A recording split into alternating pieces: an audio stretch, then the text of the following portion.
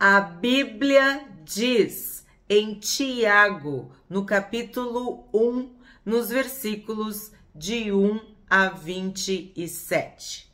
Tiago, servo de Deus e do Senhor Jesus Cristo, as 12 tribos que se encontram na diáspora. Saudações. Este Tiago, autor da carta, é o irmão do Senhor Jesus. Ele era conhecido na igreja primitiva com a alcunha de o Justo, Tiago o Justo, irmão do Senhor. Acredita-se que ele se converteu após a morte do Senhor Jesus, no ano 33, mais ou menos, depois de Cristo. E ele escreve essa carta no ano 40 depois de Cristo. Ele se tornou um grande líder da igreja em Jerusalém. Tanto que Paulo o cita como coluna da igreja. João, Pedro e Tiago. Então, Tiago tinha um papel muito significativo, uma liderança, uma importância. E por isso ele escreve essa carta, com o objetivo de condenar, repreender, criticar o mundanismo. O objetivo maior da carta de Tiago é que os crentes, que os cristãos, que os homens e mulheres de Deus realmente vivessem a fé que professavam. Ele não queria que eles fossem apenas ouvintes da palavra, mas sim praticantes. Então é uma carta muito atual, porque sim, vamos dizer assim, o maior desafio é tu viver o que tu prega, é tu viver aquilo que tu aprende, aquilo que tu ouve, aquilo que tu é ensinado, tu pôr em prática. Então esse era o maior objetivo de Tiago. A história que se fala, ou vamos assim, o relato, o registro que se tem é de que ele foi martirizado em 62 depois de Cristo. Na saudação, nós vemos que ele dirige a carta às 12 tribos que se encontram na diáspora. O que acredita-se que significa essas 12 tribos? 12 igrejas que estavam fora, né, da Palestina, fora do território israelita, né, judeu. Os cristãos que estavam fora. Quando ele fala diáspora, era aqueles que foram dispersos. Não sei como está na tua Bíblia, mas algumas Bíblias diziam da dispersão. Então, as igrejas que se formaram fora do território judeu, porque os judeus estavam sendo perseguidos. Então, eles fugiam para outros locais e lá, como eram cristãos, judeus cristãos, eles se reuniam em igrejas, né? Formavam igrejas. Então, acredita-se que é isso que ele está dizendo aqui. Vamos para o verso 2. Meus irmãos, tenham por motivo de grande alegria o fato de passarem por várias provações, sabendo que a provação da fé que vocês têm produz perseverança. Ora, a perseverança deve ter ação completa, para que vocês sejam perfeitos e íntegros, sem que lhes falte nada. Então, aqui já tem uma referência a provações, né? E a perseverança. Então, parece que ele está encorajando os irmãos que, por causa da perseguição, tiveram que fugir, né? E isso vale para nós, todos nós que passamos por provações, por dificuldades, por desafios, sabemos que exercitamos a nossa fé nesses momentos cruciais, nesses momentos limites da nossa vida, e que nós precisamos perseverar. E é essa perseverança que nos dá essa ação completa, que nos leva à perfeição, ao aperfeiçoamento, ao desenvolvimento, ao crescimento, à multiplicação, porque as pessoas veem Cristo em ti na hora da luta, na hora da prova. Tu produz um sacrifício de louvor. E isso é um testemunho. E também nos mantém íntegros. O que Paulo falou? Que o desejo dele era que nós nos mantivéssemos íntegros e irrepreensíveis, né? No nosso corpo, alma e espírito. Então, sim, as provações, para aquele que é humilde, que aceita, ele se aperfeiçoa. 5. Se, porém, algum de vocês necessita de sabedoria, peça a Deus que a todos dá com generosidade e sem reprovações, e ela lhe será concedida. Peça, porém, com fé, em nada duvidando, pois o que duvida é semelhante à onda do mar, impelida e agitada pelo vento. Que uma pessoa dessas não pense que alcançará do Senhor alguma coisa, sendo indecisa e inconstante em todos os seus caminhos. Se tem uma oração que nós devemos fazer diariamente é pedir sabedoria. Todos nós necessitamos de sabedoria. A gente acorda e muitas vezes já tem que decidir. Tem que fazer escolhas. E se nós não tivermos a sabedoria de Deus, a sabedoria do alto, nós teremos uma inclinação natural da nossa carne para escolher errado. Então, tu deve pedir sabedoria a Deus. Estudamos incansavelmente os livros de sabedoria, principalmente Provérbios. E vocês lembram que eu falei que é importante fazermos o propósito de Provérbios, né? De quando em quando relermos o livro de Provérbios. Inclusive no canal nós temos vários vídeos a respeito de Provérbios e também de Eclesiastes.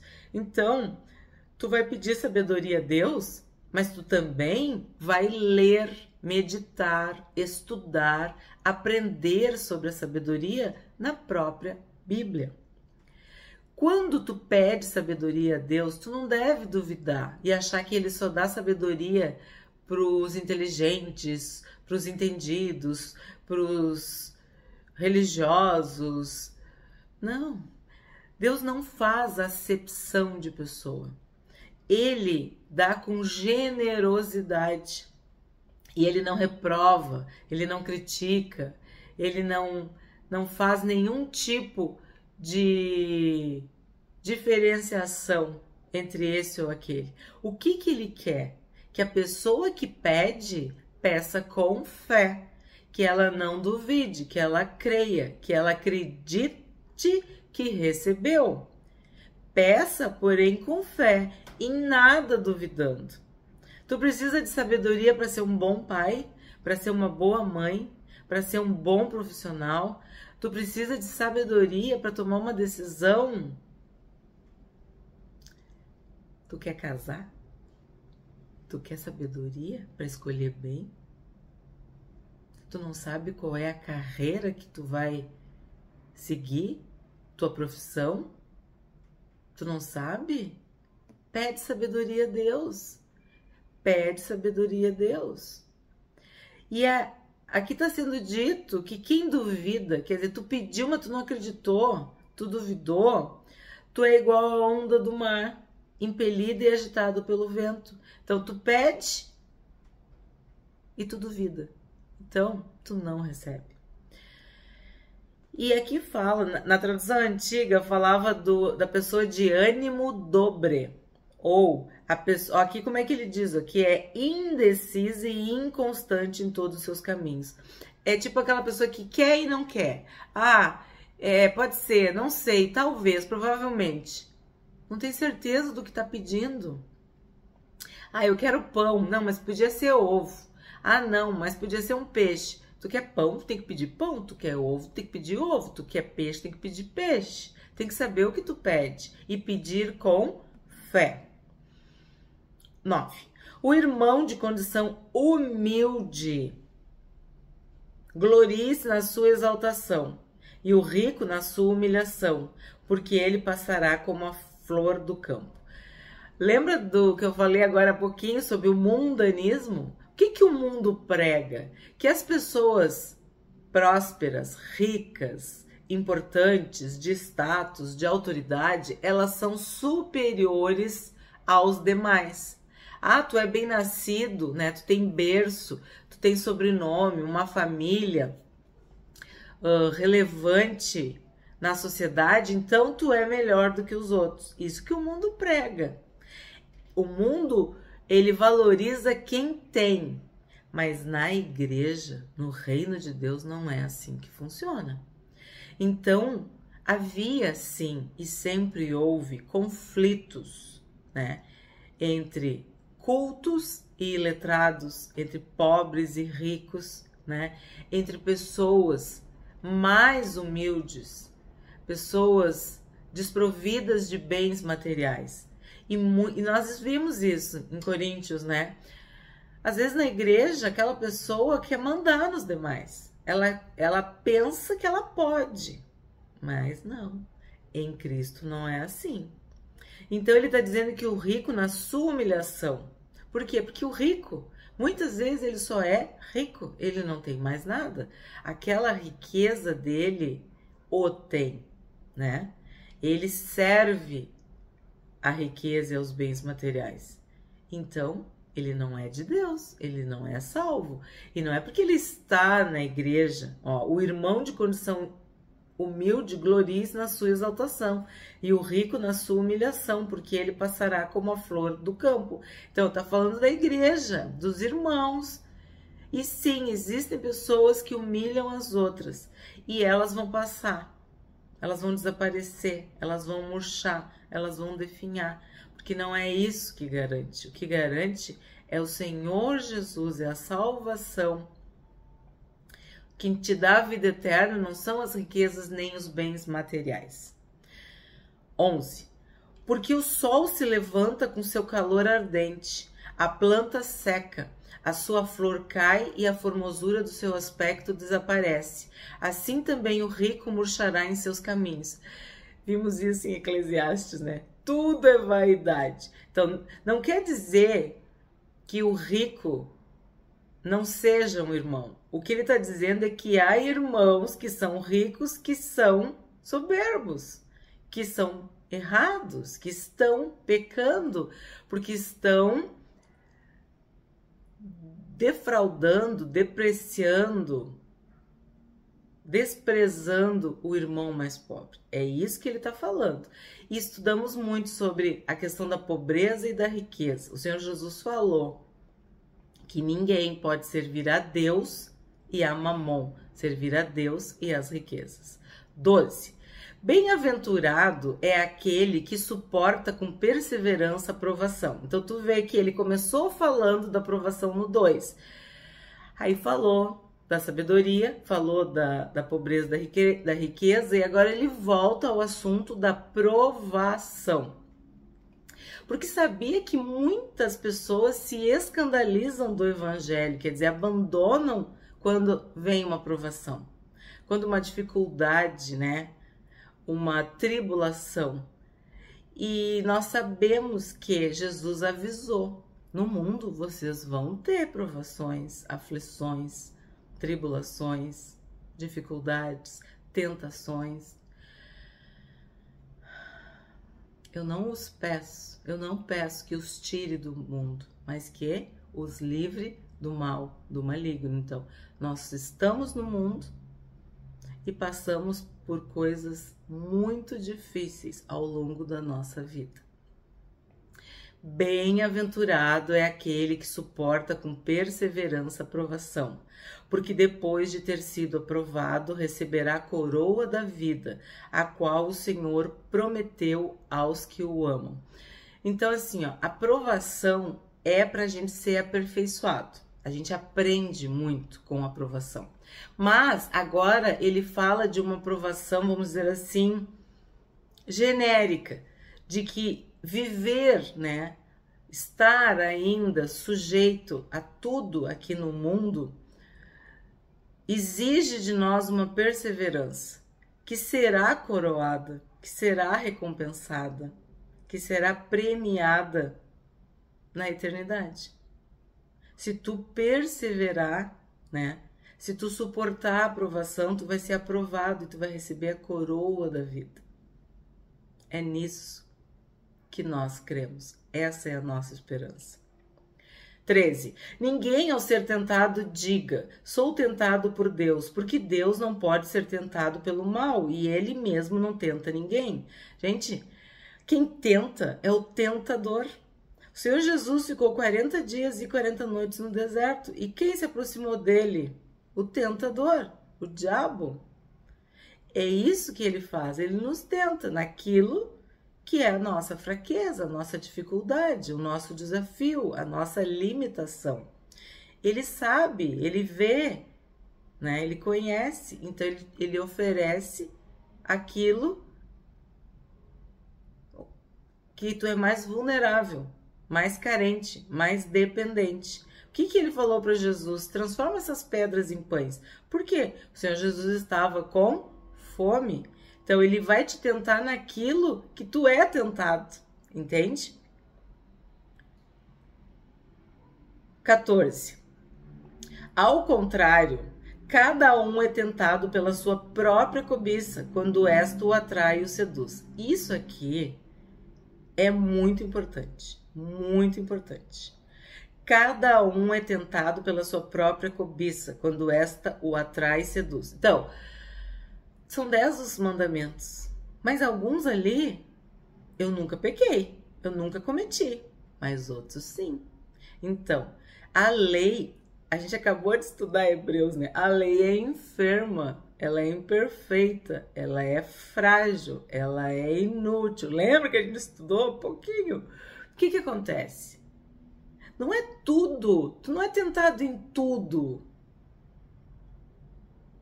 Mas tu é tentado pelo quê? Por aquilo que tu cobiça, por aquilo que tu deseja, por aquilo que tem algum interesse, algum valor para ti. Por isso que eu digo, não é aleatório, né? São dardos inflamados, eles têm uma direção.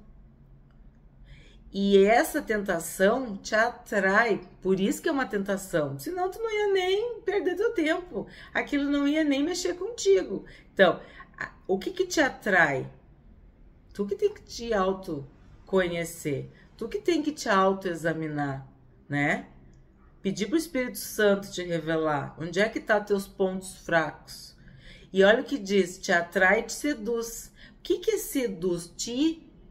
Te envolve, te enrola, te amarra. Lembra de novo? Te embaraça, te ata, te prende. 15.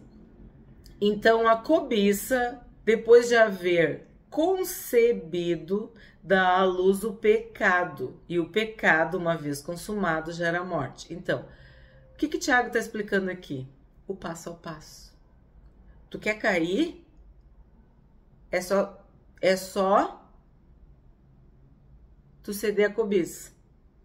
Ó, então a cobiça, depois de haver concebido, ela dá à luz o pecado. E o pecado, uma vez consumado, gera morte. 16. Não se enganem, meus amados irmãos. Toda boa dádiva e todo dom perfeito vem lá do alto, descendo do Pai das luzes, em quem não pode existir variação ou sombra de mudança. Pois, segundo o seu querer, ele nos gerou pela palavra da verdade, para que fôssemos como que primícias das suas criaturas. Então, o que eu entendo aqui? A gente sempre fala isso, né? Eu falo para vocês também. Toda boa dádiva e todo dom perfeito vem lá do alto, descendo do Pai das Luzes. A gente sempre pensa nisso como bênçãos. Ok, amém, sim. Mas no contexto de provação e tentação, cobiça, pecado, morte, tudo isso que a gente está lendo aqui, estudando, tu pode pensar o seguinte: tu tá sendo tentado, tu tá sendo provado, mas tu pode pedir para Deus o livramento, a graça, a força, a santidade. Toda boa dádiva, todo dom perfeito vem lá do alto. E eu tenho me esforçado em falar sobre esta perfeição, sobre essa busca diária e constante pela santificação, pela santidade. Então, tu tá sendo tentado, tem recurso, tem equipamento, tem como tu te salvar daquela tentação. Pede a Deus a boa dádiva, pede a Deus o dom perfeito, pede a Deus socorro, pede o que tu precisa: força, amor, paciência, perdão. São questões de saúde ou questões materiais? Porque isso também a gente viu em Provérbios. Não me faz rico para eu não esquecer de ti, né? Mas também não me faz pobre para eu roubar. Então, às vezes a pessoa tem uma tentação e aí ela cai naquele pecado. Então, pede para Deus suprir as tuas necessidades. Pede para Deus te proteger. Pede para Deus te guardar. E pede para Deus te abençoar com toda a boa dádiva e todo o dom perfeito. Vem do Pai das Luzes, quer dizer, ele ilumina o nosso caminho, né? 19. Vocês sabem estas coisas, meus amados irmãos. Cada um esteja pronto para ouvir, mas seja tardio para falar e tardio para ficar irado. Porque a ira humana não produz a justiça de Deus. Então, o que a gente vê? De um lado, a ira humana, a ira do homem, né? Da mulher, das pessoas. Do outro lado, tu tem a justiça de Deus. Tá bem claro. Não é a ira humana que vai produzir a justiça de Deus. A ira humana não produz a justiça de Deus. Então, quando tu te ira, é porque tu tá tomando a frente de Deus. Tu quer resolver as coisas do teu jeito. Tu acha que tu sabe mais e melhor do que Deus. E como que eu consigo isso? Ouvindo. Sendo pronto para ouvir, mas ser tardio para falar. Porque se tu demora para falar, tu consegue escolher melhor as palavras. E de repente tu nem precisa falar. Então, se eu escuto mais, falo menos, a ira perde a sua força, perde o seu poder. 21.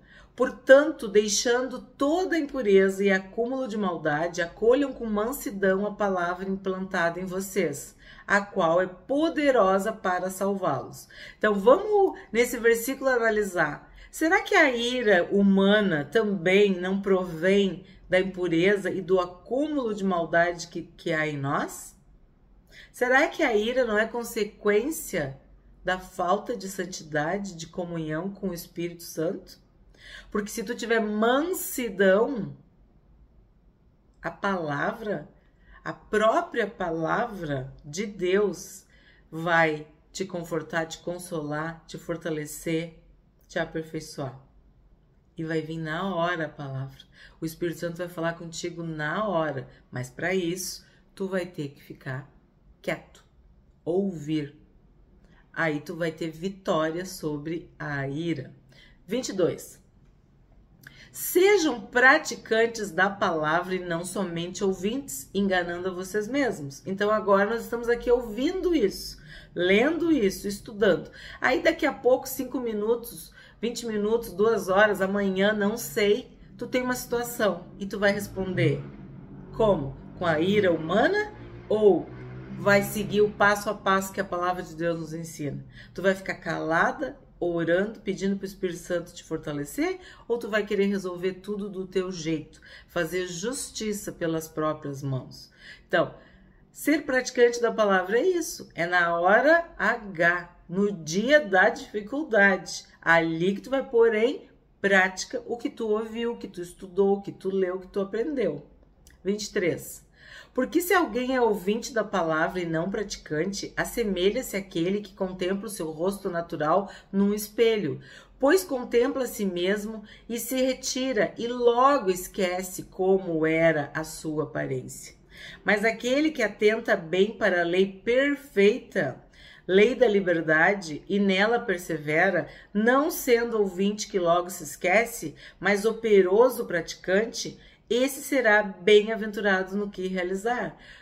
Olha que interessante, ó. Lei perfeita e lei da liberdade. Tu tá sendo desafiado a ficar calado. Tu pode ficar calado. Tu tem direito, liberdade para ficar calado. Tu não precisa responder sempre com ira, com irritação, com indignação, com descontrole emocional. Tu tem uma liberdade. Cristo nos chamou para a liberdade. O Espírito Santo que habita em ti te fortalece. Tu pode ficar quieto.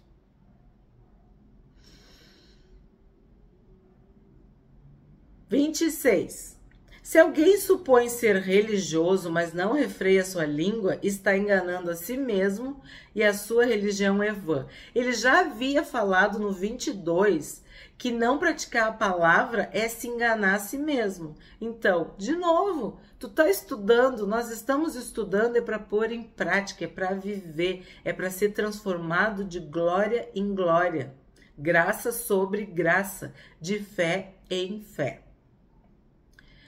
E a língua é um terror, né? O que a gente fala fere e o que a gente fala abençoa. Somos nós que escolhemos. A religião pura e sem mácula para com o nosso Deus e Pai é esta: visitar os órfãos e as viúvas nas suas aflições e guardar-se incontaminado do mundo. Então aqui nós encontramos o objetivo claro desta carta. Tu viver uma religião pura e sem mácula. O pai, nesse capítulo, ele destacou esse sem mácula e ele pesquisou a religião pura e sem mácula, a religião pura e sem nódoa, a religião pura e sem mancha, a religião pura e sem infâmia, a religião pura e sem desonra, a religião pura e sem descrédito. Então, a religião verdadeira. Uma religião que não é um blá blá blá. Não, é de verdade. É pôr em prática. É viver. É seguir o exemplo de Cristo. Visitar os órfãos e as viúvas nas suas aflições e guardar-se incontaminado do mundo. Significa santidade, santificação, uma religião pura e imaculada, uma religião pura e verdadeira, não ser hipócrita, não ser fariseu, não ser falso, não ser interesseiro, não ser duas caras, sabe? Por dentro uma coisa, por fora outra, quando todo mundo tá olhando, quando tá no escondido, no secreto. O que nós aprendemos hoje com este capítulo 1 de Tiago? De que se alguém necessita de sabedoria, peça a Deus. Ora, te humilha, pede para Deus. Porque toda boa dádiva e todo dom perfeito vem do Pai das luzes. A ira do homem não produz a justiça de Deus. Se fosse a ira que resolvesse, Paulo não teria dito, irai-vos e não pequeis, não deis lugar ao diabo. Porque a nossa ira, ela muitas vezes leva ao pecado, ao diabo. A religião pura e sem mácula para com nosso Deus e Pai é esta: visitar os órfãos e as viúvas nas suas tribulações, e a si mesmo guardar-se incontaminado do mundo.